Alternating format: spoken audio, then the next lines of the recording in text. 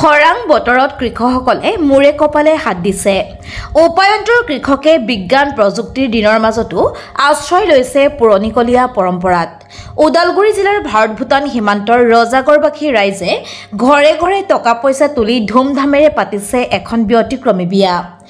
গাঁৱৰ ৰাইজে সমূহীয়া স্থানত আয়োজন কৰিছে এই বিয়াখন। কইনাৰ লগত নাই কোনো ধৰণৰ যৌতুক। ভোজ ভাত, বেণ্ড পাৰ্টি, ৰভা তোৰণ সকলো ব্যৱস্থাই কৰিছে এই বিয়াখনত। পিছে দৰা কইনাই যে নাজানে ৰজাগড়ৰ গঞা ৰাইজে কিয় পাতিছে তেওঁলোকৰ এই বিয়া।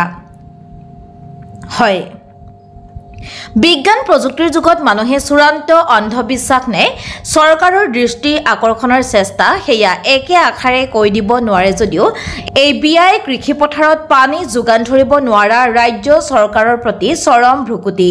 বৰষুণৰ আশাৰে আকাশলৈ চাই চাই অধীৰ হৈ পৰা উত্তৰ অসমৰ ভূটান সীমান্তৰ ৰজাগড়ৰ চাহ খেতিয়ক কৃষক ৰাইজে ভেকুলীৰ বিয়া পাতি পূজা অৰ্চনা কৰি আৰু ঢেঁকী চুৰি কৰি যেন বৰষুণ নমাবলৈ বৃথা চেষ্টা কৰিছে। এইদৰে এই বিয়ালৈ কৃষি মন্ত্ৰী জলসিঞ্চন মন্ত্ৰীক আমন্ত্ৰণ জনোৱা নাই যদিও সংবাদ মাধ্যমৰ যোগেদি দেখুৱাব বিচাৰিছে এই ভেকুলীৰ বিয়া।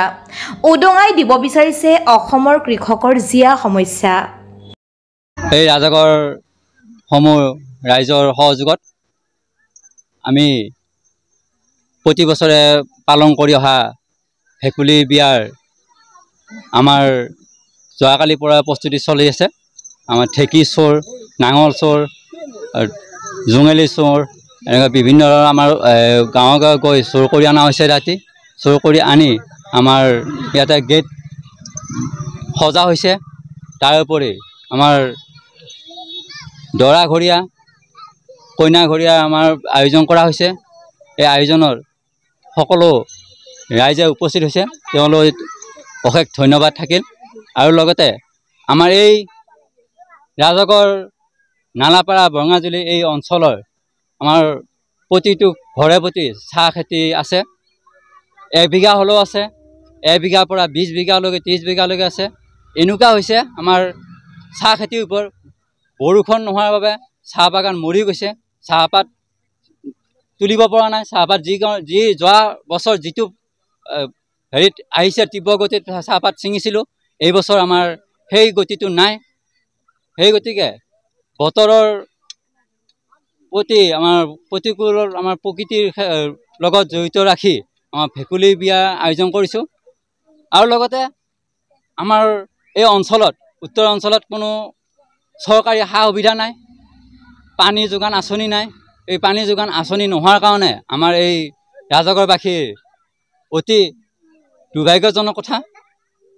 যদি এই সুযোগতে সাংবাদিক বন্ধুৰ সহযোগত চৰকাৰলৈ এটি আহ্বান থাকিল, আমাৰ এই ৰাজাগড় অঞ্চলৰ চাহ খেতিয়ক, ক্ষুদ্ৰ চাহ খেতিয়কলৈ যদি আমাৰ পানী যোগান আঁচনিৰ কিবা এটা সকাহ কৰি দিয়ে, এয়ে আমাৰ ৰাজাগড়বাসী হৈ মই অনুৰোধ জনাইছোঁ চৰকাৰলৈ। আৰু আমি এই ভেকুলীৰ বিয়াৰ এই বছৰে নহয়, আমি প্ৰতি বছৰে আমাৰ পালন কৰি আহিছোঁ সকলো ৰাইজৰ দান বৰঙণিৰ সহযোগত, আৰু সহযোগো কৰি আহিছে ৰাইজে। সেই গতিকে এই বছৰো আমি প্ৰকৃতিৰ ওপৰত নিৰ্ভৰ কৰি ভেকুলী বিয়াৰ আয়োজন কৰিছোঁ। লগতে আমাৰ ভেকুলী বিয়াৰ সমূহ মাংগলিকভাৱে ভেকুলী বিয়াৰ আয়োজন কৰা হৈছে। হোম যজ্ঞ, বেং পাৰ্টি, আয়তীৰ উৰুলি আৰু দৰা ঘৰীয়াৰ পৰা কইনা আনিবলৈ যোৱাৰ ক্ষেত্ৰত আমাৰ বিভিন্ন আমাৰ আয়তীৰ বিয়ানাম আদি বেং পাৰ্টিৰ সহযোগত আমি ভেকুলী বিয়াখন আজি আয়োজন কৰিছোঁ। সেয়ে সমূহ ৰাইজলৈ আৰু প্ৰকৃতিৰ ওপৰত নিৰ্ভৰ কৰি আমি এই ভেকুলী বিয়াখন আয়োজন কৰিছোঁ। প্ৰতি বছৰে আমি এনে ভেকুলীৰ বিয়া, বেণ্ড পাৰ্টি তথা আৰু আয়তীসকলৰ বিয়ানাম গীত মাতেৰে হোম যজ্ঞ আদি কৰি, তাৰোপৰি আমি চাহ খেতিয়ক কৃষক, আমাৰ অতিকৈ পানীৰ প্ৰয়োজন। আৰু তদুপৰি আমাক কোনো ধৰণৰ খেতিত পানী দিয়াৰ সা সুবিধা আমাৰ চৰকাৰৰ পৰা যোগদান কৰাৰ পৰা নিজেও সুবিধা কৰিব পৰা নাই।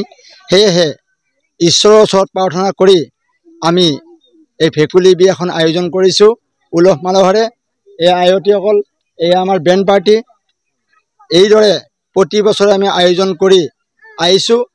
এইবেলিও আকৌ নতুনকৈ আমি ভেকুলী বিয়াখন আৰম্ভ কৰিছোঁ। সেয়ে সমূহ ৰাইজক আমি অনুৰোধ জনাইছোঁ যে বা আশীৰ্বাদো কৰিছোঁ যে আমাৰ এই ঠাইটোত অলপ বৰষুণৰ প্ৰয়োজন।